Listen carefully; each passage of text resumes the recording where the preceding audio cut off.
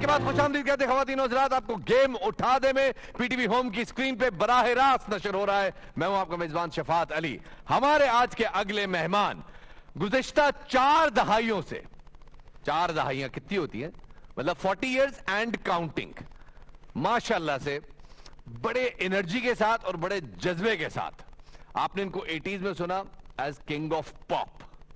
Late 80s में इन्होंने अपने आप को ट्रांसफॉर्म किया इनटू किंग ऑफ भांगड़ा और इन्होंने एक जुगनी गाई जो कि इतनी मकबूल हुई, इतनी मकबूल हुई, इतनी मकबूल हुई कि उसके बाद जितने आर्टिस्ट ने जुगनी गाने की कोशिश की, जो इनकी जुगनी ने शोहरत हासिल की वो किसी और को नहीं मिली। ये वो दौर था ख़वातीन और हज़रात कि जब ना सोशल मीडिया था, ना इंटरनेट था, ना यूट्यूब था, सिर्फ ऑडियो कैसेट पे और हेयर से पे लोग किसी गाने को सुनने की तरफ जाते थे। और उस दौर में भी इनके गानों के कैसेट न सिर्फ पाकिस्तान में बल्कि इंडिया में, बल्कि साउथ अफ्रीका में, बल्कि केनिया में, बल्कि अरब अमारात में, बल्कि यूनाइटेड स्टेट्स में, बल्कि कनाडा में, बल्कि पूरे यूरोप में बिके।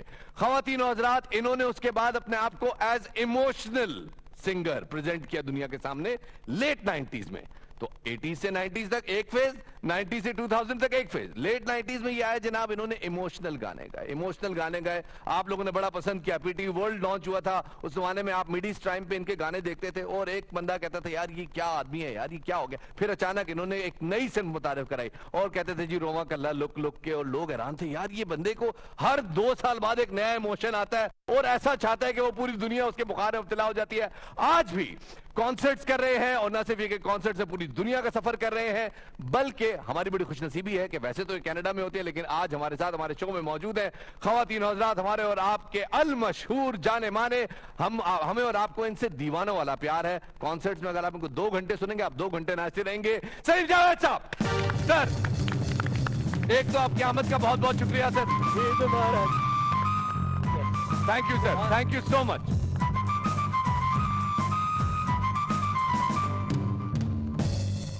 भाई सर सर आज ही नहीं रहे तुम्हारा, क्या मैं शुक्रिया अदा करूं। आपका शुक्रिया, आपका शुक्रिया सर, आप तशरीफ लाए। इतना मतलब अब मेरे पास हुई अपनी जान नजर करूं, वफा पेश करूं, मर्द मुजाहिद क्या पेश करूं, वो वाली कैफियत में आ गया प्यार, प्यार। और इसकी वजह यही है कि कनाडा मेरी फैमिली रहती है, बच्चे रहते हैं, मैं जाता हूं, मगर ज्यादातर मैं पाकिस्तान में रहता हूं। जो इज्जत, जो नाम, जो शोहरत, जो सब कुछ मिला, वो जो मिल रहा है, कंटिन्यू मिल रहा है, तो मैं इस मुल्क को नहीं छोड़ सकता, इधर ही रहूंगा इंशाल्लाह। माशाल्लाह, माशाल्लाह। 4 दहाइयों से आप म्यूजिक इंडस्ट्री पे राज कर रहे हैं और मैं आपसे बड़ा लग रहा हूं। हैं? ये क्या खुला तजाद है, ये क्या कैफियत है? इस टाइम वाकई अब बड़े हैं। नहीं, मैं बालों की वजह से कह रहा हूँ, मेरे सफेद हो गए, आपके आज तक कुदरती से आपने ब्लैक नहीं किए ना।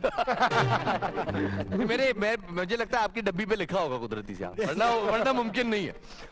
इतनी एनर्जी कहां से आती है? इतनी एनर्जी, इतनी पावर, इतना वोकल, इतना थ्रो, कॉन्सर्ट 2-2 घंटे आप उछल उछल के, ओहो, आप उछलते पूरी दुनिया उछल रही होती है। कंटिन्यूटी बनी हुई एक है, या तो ये हो कोई ब्रेक हो जाता है, ब्रेक आपने दे दिया तो फिर हो जाता है। मैं कोशिश करता रहता हूँ, प्रैक्टिस करता रहता हूँ, जितना आप करते रहेंगे। जैसे स्पोर्ट्स के ऊपर ये शो है, वो भी यही है, आप छोड़ दें, 1 महीने के लिए छोड़ दें, आप ऐसा लगेगा कि आप 6 महीने पीछे चले गए। यही है मान, आपको रोज रहना है, इन रहना है, तब जाके आप फिट रहते हैं। सीखने का अमल जारी है, बिल्कुल होता है, सल जारी है हर रोज। और तो जब इंटरनेट की दुनिया में हम चले गए हैं, डिजिटल दौर के अंदर, तो अब तो सीखना ही सीखना है भाई। वो लंबे लंबे बाल, वो बाजू पे उकाब, वो हेलीकॉप्टर से एंट्री, तो उसके बाद ट्रांसफॉर्मेशन, इमोशनल गाने आने शुरू हो गए। मतलब वहां तो लगा किंग ऑफ भंगड़ा उतरा, पूरी दुनिया को पता चला भंगड़ा होता क्या है, आपने इंट्रोड्यूस कराया। और उससे पहले पड़ोसी मुल्क में भी अटेम्प्ट्स बड़ी हुई, पॉपुलैरिटी नहीं मिली उसको, उन्होंने किसी और तरह से करने की कोशिश की, लेकिन आपने किया। तो उसके बाद बड़े लोगों ने आके भंगड़ा को रीडिस्कवर करना शुरू किया। दलेर मेहंदी साहब उसमें एक बड़ा नाम है जिन्होंने भंगड़ा रीडिस्कवर किया, but you were the Pioneer of it. Pakistan में बहुत लेट आया भंगड़ा, यानी पंजाबी म्यूजिक तो हमारे यहाँ शुरू से हो रही है, शुरू से, मगर वो मॉडर्न जो म्यूजिक होती है, जैसे इंग्लैंड में शुरू हो चुका था, अलाप ग्रुप जो था, और भी बहुत सारे ऐसे ग्रुप थे पंजाबियों के, वो बड़े अच्छे थे, मगर वो पाकिस्तान में म्यूजिक नहीं आ रहा था। तो मैंने चाहा कि यार क्यों ना ट्राई किया जाए कि पाकिस्तान में ये करते हैं, ढोल शोल ये वो इलेक्ट्रिक ड्रम, ये ढोल को गिटारें। एज मेन इंस्ट्रूमेंट कॉम्बो में देना विद कीबोर्ड एंड गिटार, आप ही ने किया था पहले? हाँ, किसी के जहन में नहीं था, लोगों के जहन में ये था ढोल शायद हमारे वही गांव देहातों के अंदर बजते हैं। तो म्यूजिक के साथ इलेक्ट्रिक ड्रम के साथ ढोल को, फिर अब आप देख लें हर सिंगर की मजबूरी हो गई है स्टेज पे ढोल लेके आता है। वो चाहे मैंने ऐसे भी लोगों को देखा है जो गजल गाने वाले हैं, जब कवालियां गा रहे हैं वो ढोल साथ रखते हैं। अरे यार ये बहुत अजीब लगेगा।